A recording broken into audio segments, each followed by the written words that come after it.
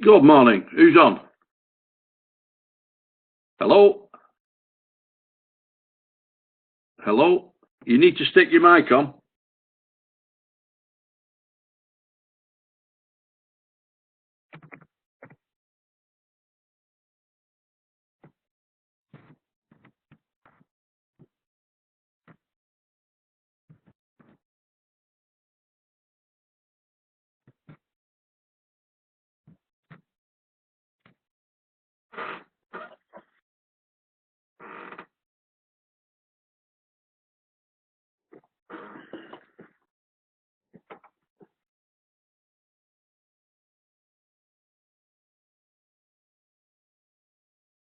Let's get a haircut this weekend as well. It's getting a bit bushy.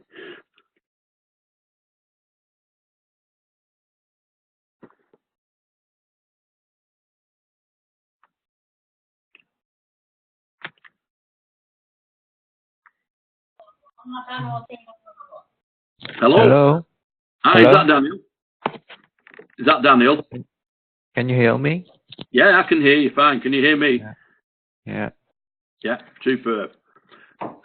Right, I'm going to carry on from Monday. I'm going to look at how you actually put a question together, yeah? It'll be more clearer. I mean, we outlined it on Monday, but this will be a more clearer thing of what you need to do, yeah? So I'll close chat for now, and we can hear each other, and I'll bring up. Where have you gone? Oops, no, it's not. Put that down a minute. Here we are. So I'm going to look at a little bit of the LO2, this one.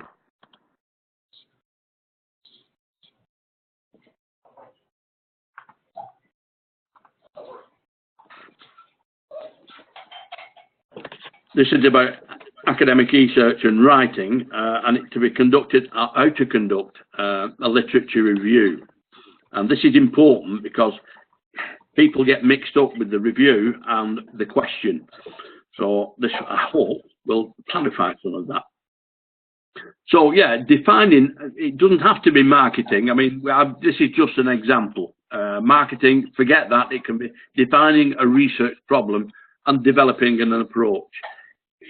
This PowerPoint is just use marketing as an example, that's all. But it applies to the way you actually attack the problem.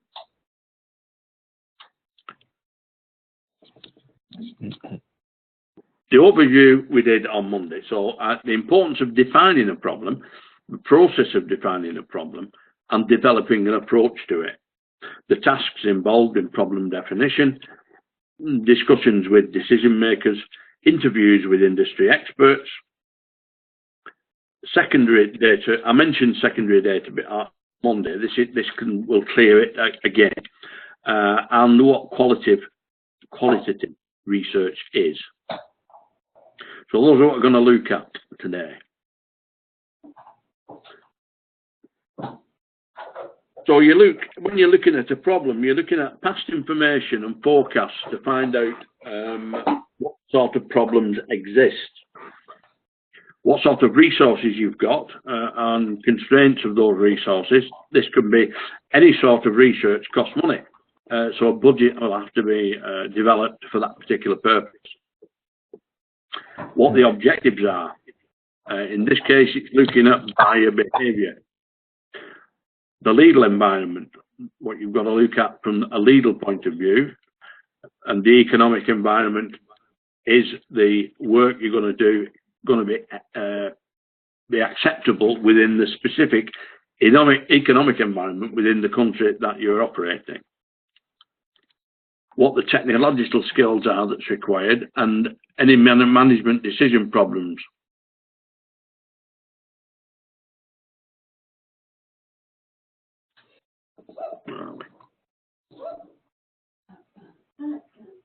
So defining, how do we define this? We look at the objectives of on theoretical foundations. We look at an analytical model. We develop research questions. Sometimes we'll develop a hypothesis, but not always. And then a specification of what sort of information is needed. And the ethics involved in it. Oops, go back to there. 12 doesn't really apply to us because Burke is a specialist in marketing, so that is irrelevant here. Once you've done the review, then you need to do a summary. Yeah. Yeah.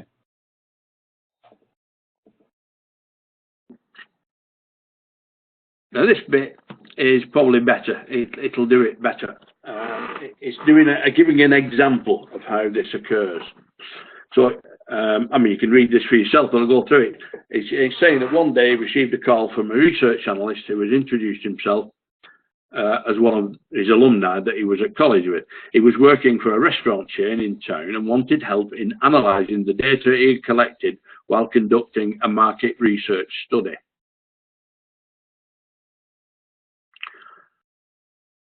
When we met, he presented me with a copy of the questionnaire and asked how we should analyse the data. My first question to him was, what is the problem being addressed? He looked perplexed, and I explained that data analysis is not an independent exercise.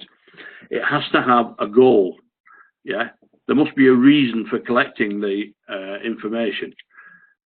So you've got to provide information related to the problem and its components. So at this point, if you mention on Monday, it can be an issue of your choice.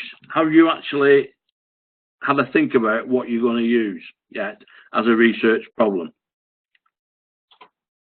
Mm-hmm. Is it something you've actually thought about yet? Sorry? Sorry? I don't understand. Right, we're going to conduct some research. If you remember on Monday, we said that we had to devise a problem in a specific area. Like I've said, this is just an example. This is marketing, but it doesn't have to be marketing. It can be anything else. If you remember, I mentioned communication. It could be a communications audit to find out the best ways of communicating within a certain organisation. It could be anything of that nature that you want to find out if it's working properly and what you can do to improve it. So you've got to decide on a research question that something that you're going to research for a particular reason, and that's what it's saying here. You need to provide information related to the problem components. What is the problem that you want to try and solve? Yeah? Yeah. Okay. Okay.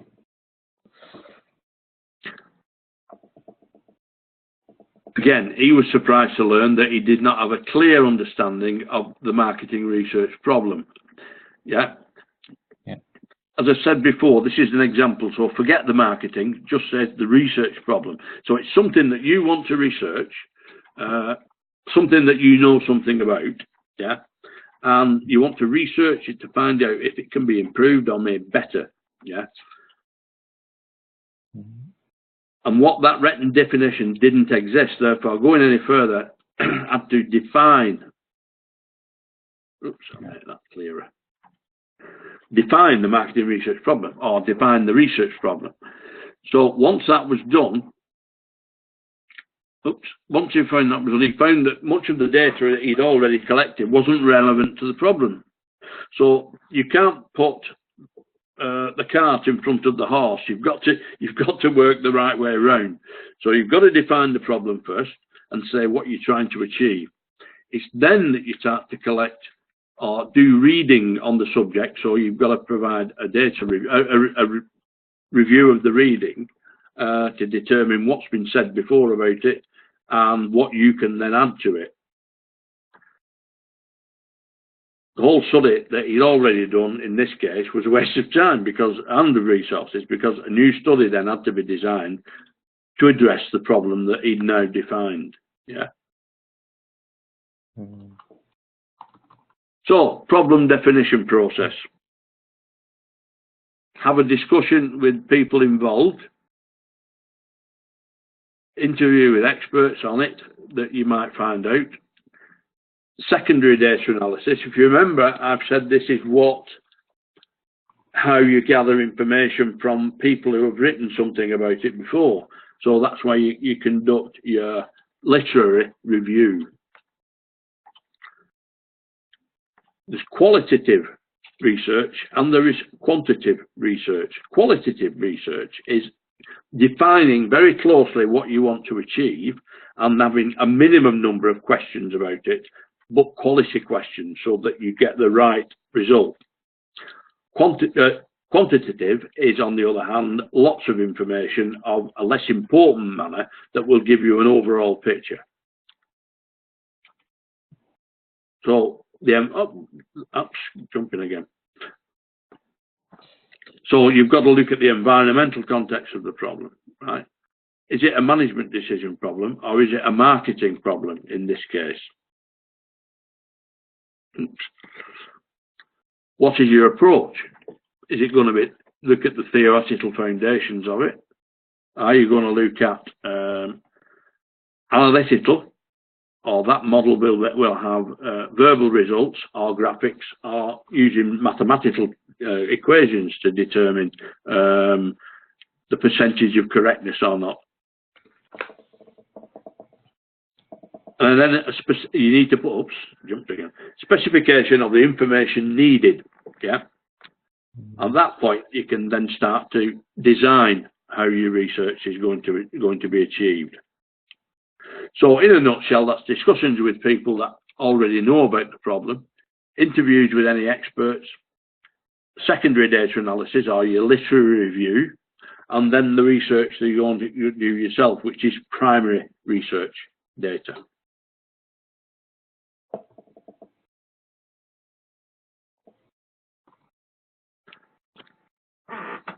The problem audit is a comprehensive examination of a problem with the purpose of understanding its origin and its nature.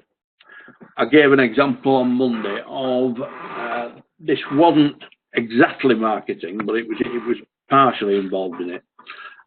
There were a number of people that were moving towards, in a company, putting their goods and services online. What they were finding was that people were going online, they were hovering over their information, but they weren't actually making a decision to buy. And what their problem was is why these people were coming onto the site, looking at what they had to offer, and then not actually making a purchase. So there must have been some problem in there that was preventing them from doing that. So their research was all about trying to find out the behaviour of buyers online and why they didn't make the decision to buy online. It could have been like the website was no good; it was too difficult to use for the ordinary user. There are all sorts of things that when you work online, you need to be aware of and to find out about. So that was an example of a research problem.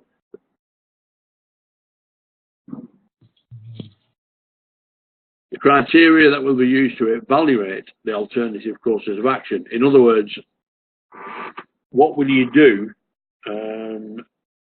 if you find out that there needs to be a change? Yeah. And the potential actions have to be suggested really based on the research findings. So the information that is needed to answer his friend's question and the manner in which his friend will use each of the items or information for making that decision. And again, it's the corporate culture within the company as well, or organisation, that relates to its decision making. These are the 7 C's of interaction. So when you're doing research, you need good communication. You need to get the cooperation of the people involved and gain their confidence. You must be honest. and you must have a closeness to them to find out exactly what they want or what they need. There should be some sort of continuity to back up why you are doing the research and showing them what the responses will do, yeah, or what the effect those responses will have, right? And then finally, you've got to be a bit creative sometimes in the way you ask questions, because some questions on some subjects could be a little bit, shall I say, precious.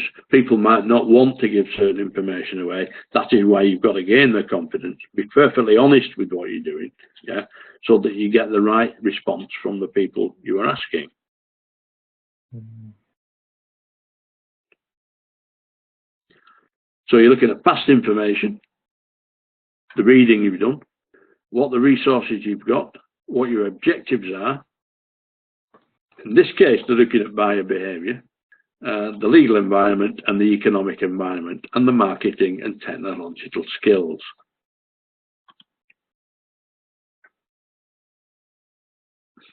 Management decision problem versus research problem. Management decision, should a new product be introduced? Marketing problem, to determine what consumers want and purchase intentions for the proposed new product. So the two different things, yeah. So marketing research has got to provide answers to that before they could make a decision on this one here. Should the advertising campaign be changed to determine the effectiveness of current advertising or the current advertising campaign? So the research they would do is that working? Are people looking at it, or is it not effective? Should the price of the brand be increased to determine the price elasticity of demand and the impact on sales and profit of various levels and price changes? So the research problems are here, and depending on the result of those that research, the management decisions will be about these things here. Okay.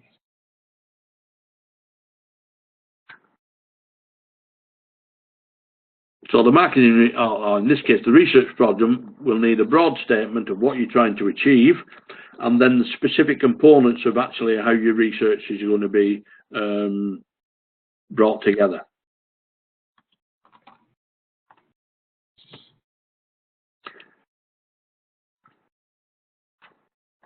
An example again is a department store project. The marketing research problem is to determine the relative strengths and weaknesses of Sears, which is an American store,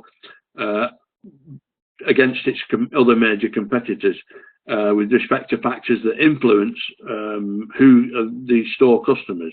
Specifically, research should provide information on the following questions. What criteria do households use when selecting which department store to use? How do households evaluate Sears and competing stores in terms of choice? Criteria identified in question 1. Yeah. Which stores are patronised when shopping for specific product categories? What is the market share of Sears and its competitors for specific product categories? What is the demographic and psychological profile of the customers of Sears? And does it differ from the profile of customers in their competition? Can store patronage and preference be explained in terms of evaluation and customer characteristics? So those are 6 questions that can be asked as an example in a department store to find out, is it functioning well against its competitors? But again, this is just an example. It doesn't need to be, how can I explain it? It doesn't need to be a big organisation. It can be a small operation that just needed some further information. Probably the first suggestion I made to you on Monday was that look at the way communications operate within a small company, how they communicate with customers, how they communicate with each other, and it can be much done on a much smaller scale. It doesn't have to be a big organisation that you're dealing with. Mm-hmm.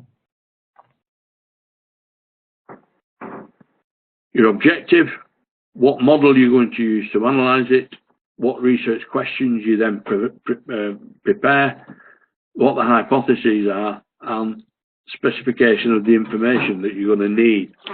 Because if you're going to ask people questions about a subject to find out the information you need, those questions have to be worded very carefully.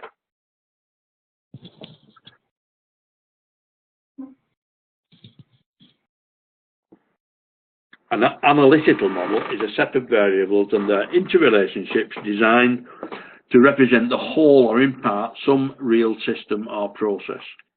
This is why I said it can be a small communications audit within a company. It doesn't need to be, you know, a massive operation. I'm actually going to move. I'm going to bring that down now.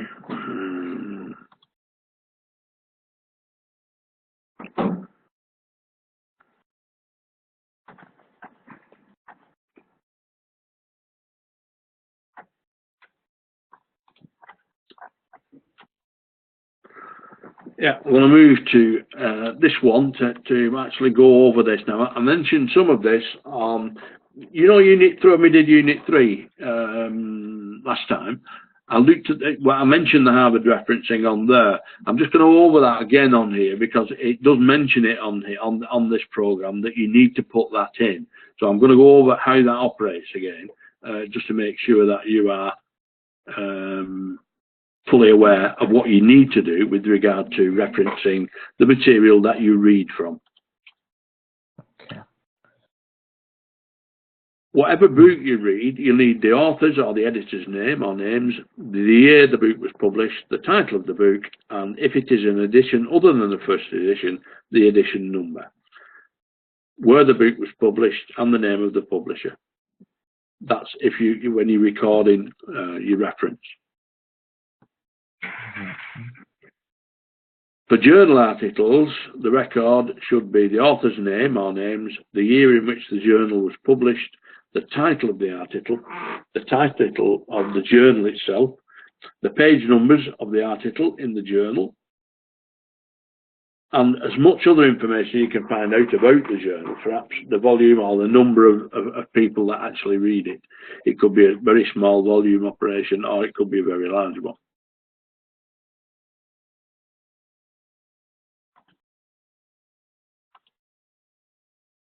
Any electronic resources, you try to collect the information on the left if it is available, but also record the day you access the source, the electronic address of the, or email, the type of electronic resource. It could be an organisation's page, a web page, so it would be www page, etc. So whenever you use someone else's ideas, you should put in a reference, direct quotations, I'll paraphrase him. You can use direct quotations and just put the name of the person that you are quoting from within the text. The difference between paraphrasing and direct quotes. Direct quotes, you're using exactly the same word in the exact same format. Oops. In paraphrasing, you use your own words to explain the writer's viewpoint. And if you remember on Monday, I said the best way of doing this that I've found is to make some notes from the writing itself and then write your piece off your notes rather than from the actual piece itself. Yeah. Yeah. Always put direct quotes in inverted commas, so you'll have those at the beginning of each quote. So almost everything needs to be referenced. The only exception is when information you have read somewhere is common knowledge or is in the public domain. For example, you would not need to include a reference if you stated that an assignment that Shakespeare wrote plays and sonnets in Elizabethan times. Everybody knows that, so you wouldn't have to put that in. Put that up a minute.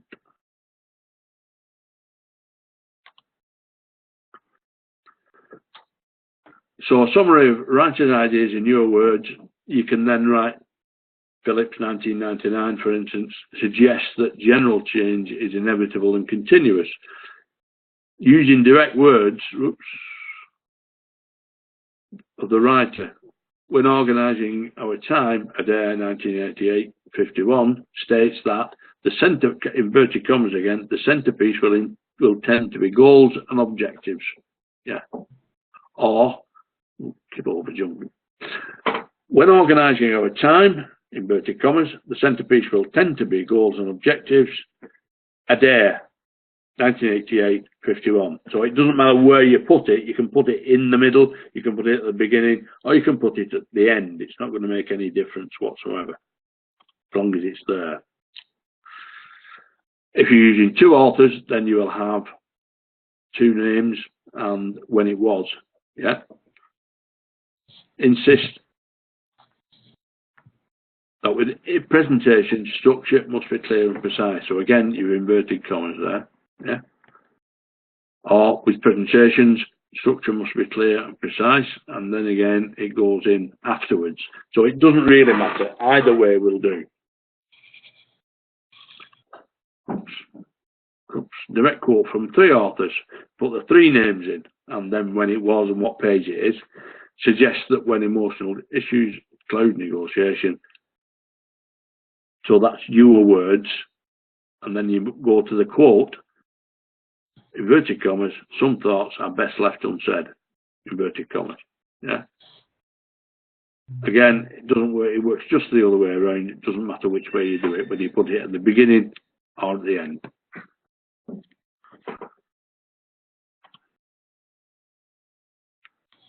If it's more than three authors,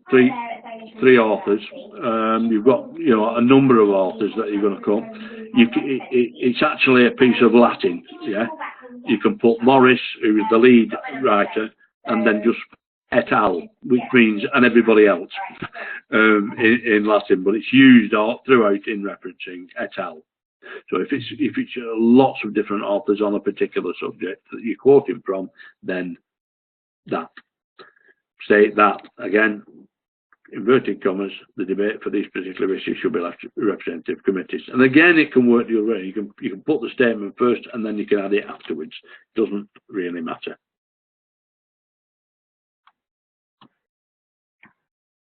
Oops. All the sources you refer to in the main body of your assignment need to be listed at the end of the assignment in a reference list. Yeah. In a reference list, you only need to list those sources from which you have either quoted or paraphrased. For example, you don't have to list books that you've used for background reading purposes and not actually put anything in from them. You don't have to put those in. If you were doing a degree, for example, and your tutor had insisted that you needed to do something called a bibliography, right, which I've put up here, then you would need to add those books as well. But for our purposes, yeah, when you're doing a reference, you just need a reference list of the books you've actually used in your research.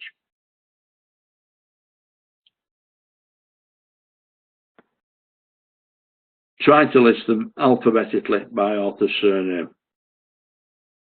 Should be left justified. References should never be preceded by bullets or a number. Always listed. Yeah. All sources should be listed together. There shouldn't be a separate list of books, journals, articles, or electronic resources. They all go together. You don't have to separate them out. And it should be on a separate page from the rest of your assignment. Yeah. So when you've got 2 or 3 pages of assignment, the reference should be on a separate page at the end. Okay. I've mentioned bibliography. We don't need to do that one.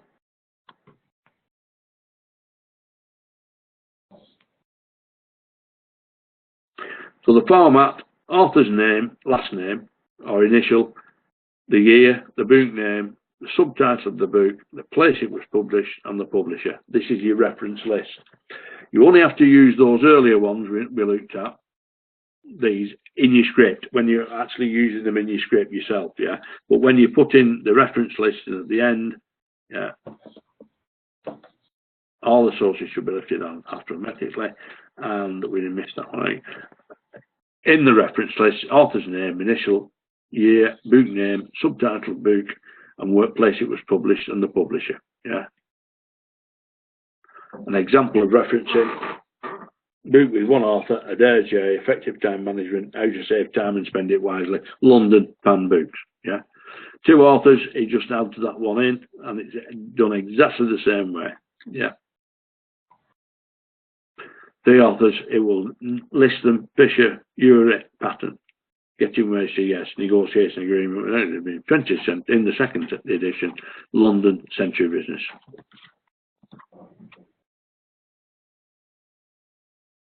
If it's a 2nd edition, then say so. Study for Degrees, 2nd edition. Yeah, London, Routledge. Oops, jump. Any books about the same author in the same year, you would have to differentiate there with A and B. Yeah, so you got Napier A, 1993, Fatal Storm, Sydney, Allen and Ullman, Napier A, 1993, B, Survival at Sea, Sydney, Allen and Ullman. So you would have to separate the 2. If there were 2 separate books, you'd have to just list them as A and B. Yeah. Book with an editor. Daniel P. Editor, you would put ED in brackets like that, just to denote that was an editor, not the actual writer. Yeah. Beyond the Ferrisfield, Rockhampton, CQP Press. So that would finish it off.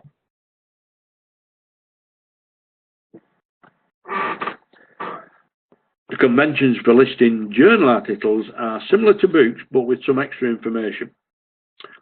What you tend to find is that you'll put in Muller v. 84, chapter in the body, the law, sexual identity, the Australian Feminist Law Journal, volume 3, August, pages 103 to 107. So in the journal, you've got to put exactly where it was in the journal, yeah, that you've looked at.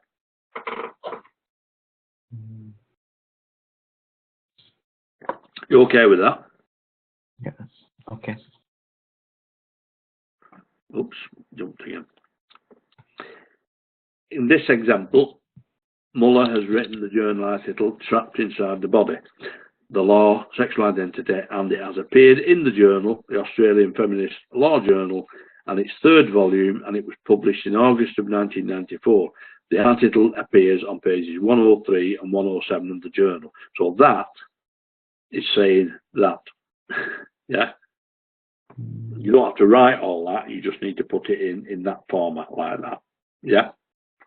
Yes, okay.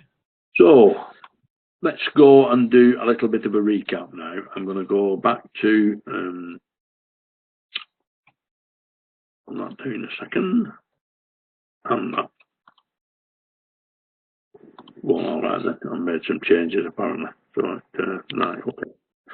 I'm going to go back to Unit 1.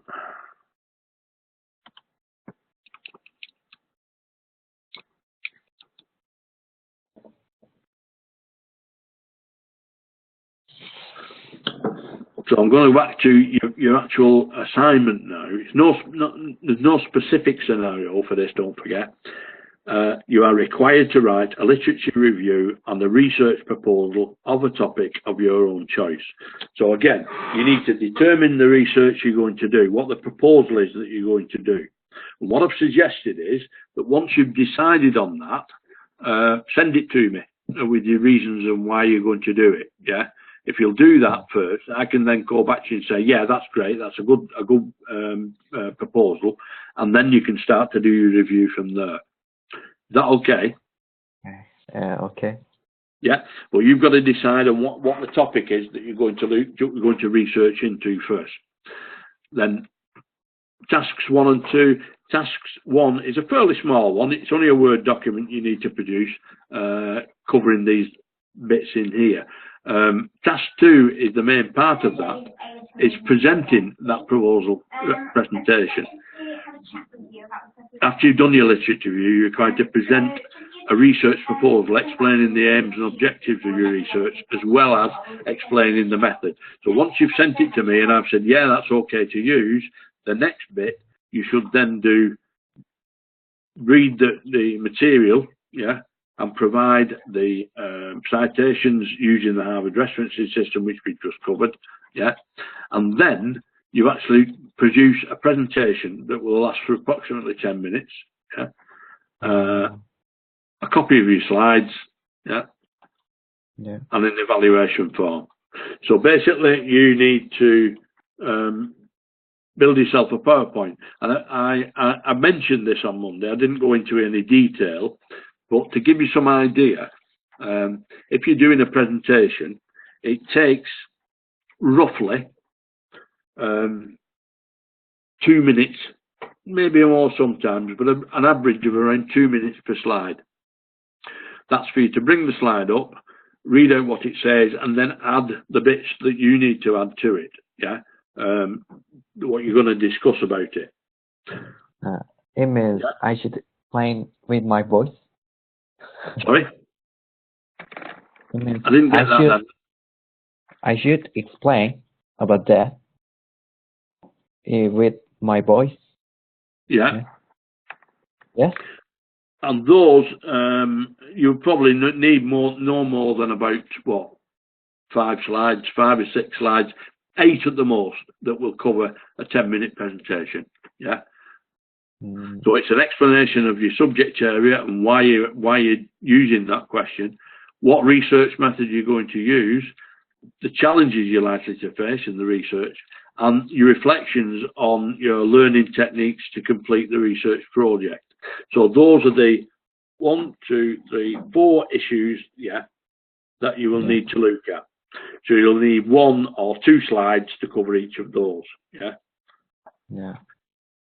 Okay. Now, okay.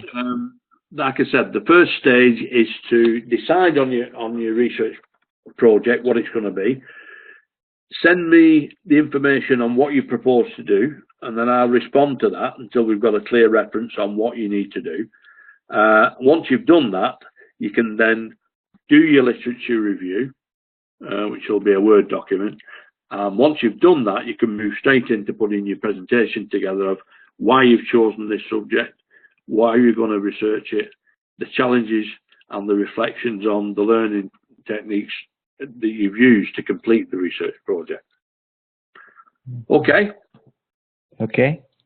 I don't want to go into any further into that now, because it will present, until we've got some work together, it will probably present too much for you. So what I would suggest is, the first operation, like I said, is send me your research question and let's have a look at that and agree it first. And once we've agreed it, then you can continue with the other tasks. Okay? Okay. The material is on the Moodle if you want to go into the Moodle and have a look. This recorded session will be on Moodle, and you can also access that again as well. And I will wait to see what you've got to send me, and then we can do that by email. Yeah. So once you've got something to do, just email it to Phil at UK Versity Online, and I'll pick that up. Is that okay? Okay. Superb. I will thank you for your attendance this morning. Have you got any questions for me before we close? No. You're okay? You're happy with that? Superb. Yeah. And then I'll wait to hear from you with your research question. Okay. Okay, Daniel. Thank you for this morning. Bye now. Thank you.